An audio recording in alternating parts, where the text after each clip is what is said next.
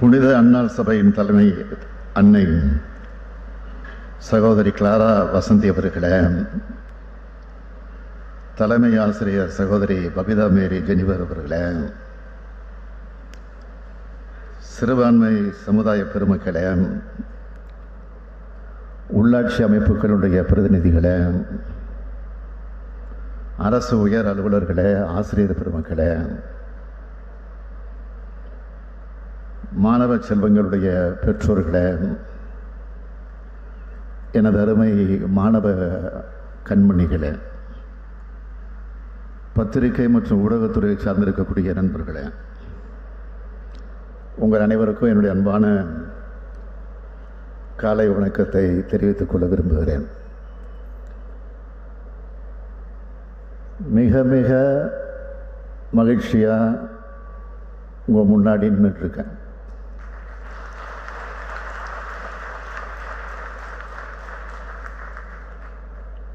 என் மகிழ்ச்சிக்கு என்ன காரணம்னு கேட்டிங்கன்னா, முதலமைச்சரின் காலை உணவு திட்டம், நான் முதல்வன், புதுமை பெண், கலைஞர் உரிமை திட்டம் என தமிழ்நாட்டில் இருக்க பெண்கள், குழந்தைகள், மாணவர்கள், இளைஞர்கள்னு உங்களோட முன்னேற்றத்திற்கும் எதிர்காலத்திற்கும் முதலமைச்சராக இருந்து பணியாற்றக்கூடிய வாய்ப்பு, பாடுபடக்கூடிய எண்ணம் எனக்கு மிகுந்த மகிழ்ச்சியை தந்துக்கிட்டு இருக்கு. இந்த மகிழ்ச்சியை வழங்கின தமிழ்நாட்டு மக்களான உங்களுக்கு முதல்ல என்னுடைய நன்றி.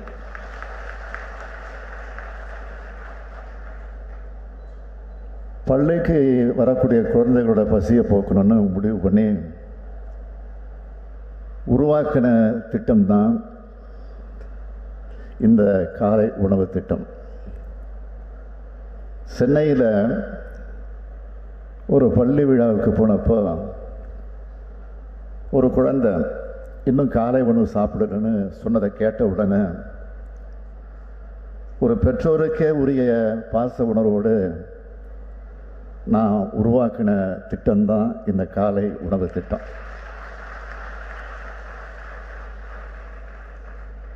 அரசாங்கத்துக்கு எவ்வளவு செலவானாலும் பரவாயில்லை,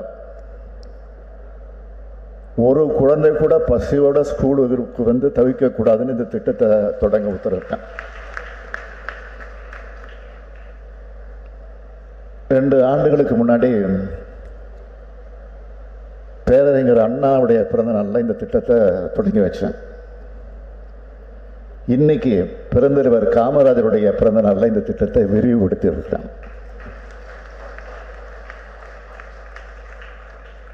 அரசு பள்ளி மாணவர்களுக்கு மட்டும்தானா, எங்களுக்கு இல்லையான்னு அரசு உதவி பெறக்கூடிய பள்ளி மாணவ மாணவியர்கள் கேட்டாங்க. அதனால தான் இந்த கிட்டத்தட்ட 18,50,000 அரசு பள்ளி மாணவ மாணவியை வயிறார சாப்பிட காரணமான அந்த திட்டத்தை இன்னைக்கு விரிவுபடுத்தியிருக்கிறேன். இனிமேல் அரசு உதவி வரக்கூடிய பள்ளிகளை சேர்ந்த 2,23,000க்கு அதிகமான மாணவர்கள் காலை உணவு சாப்பிட்டு இருக்காங்க. மொத்தமாக சொல்லணும்னா நாள்தோறும் 20,73,000க்கு அதிகமான குழந்தைகள் சத்தான சுவையான காலை உணவை சாப்பிட்றாங்க. புறநானூறு, திருக்குறள்னு, மணிமேகலைன்னு நம்மளோட இலக்கியங்கள் மட்டுமில்லை, ஔவையார், வள்ளலார் போன்ற சான்றோர்களும் பசிப்பினி போக்குறதை பற்றி உயர்வாக சொல்லியிருக்காங்க.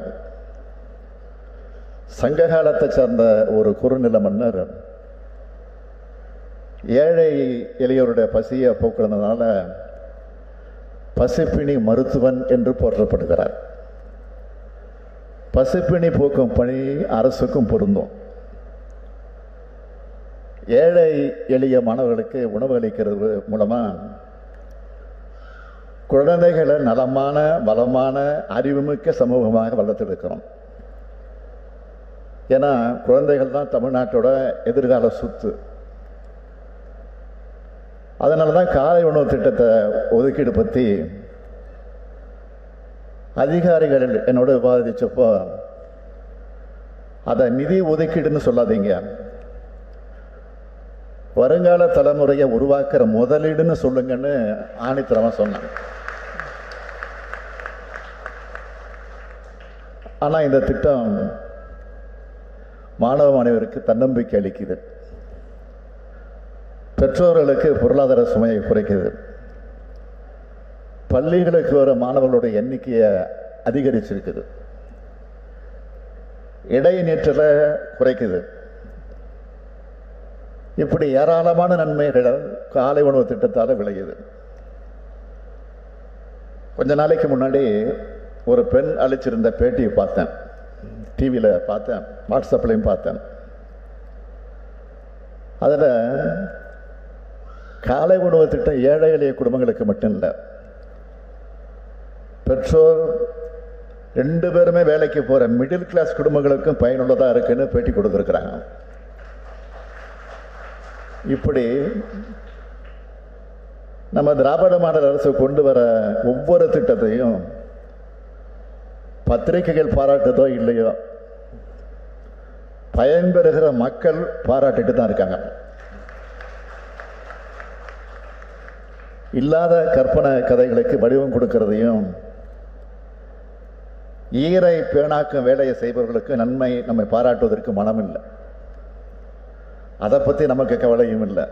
எந்த ஒரு சிறு பிரச்சனை நடந்தாலும் நம்ம அரசு உடனடியாக அதை கவனத்தில் எடுத்து அதை தீர்த்து வைக்குது. எந்த விவகாரத்தையாவது நம்ம அரசு செயல்படாமல் தேங்கி நின்று இருக்கா? இல்லை. நாள்தோறும் மக்களுக்கான நலத்திட்டங்கள், தமிழ்நாட்டின் எதிர்கால முன்னேற்றத்திற்கு தேவையான செயல்பாடுகள்னு நாங்கள் தொடர்ந்து செஞ்சுக்கிட்டு இயங்கிக்கிட்டு இருக்கோம். பொய் செய்திகள் மூலம் ஒரு சில கருத்துருவாக்கங்கள் உருவாக்கி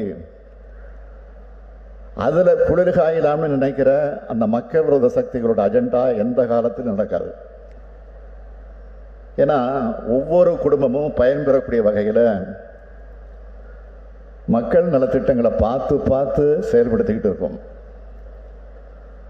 குறிப்பாக இந்த காலை உணவு திட்டம் நம்மோட திராவிட மாடல் அரசுக்கு நீடித்த புகழை தேடி தந்திருக்கு. நாம் தொடங்கின பின்பு தான் இந்தியாவுடைய பல்வேறு மாநிலங்களில், ஏன் கன்னடா போன்ற நாடுகள்லையும் தொடங்கப்பட்டிருக்கு.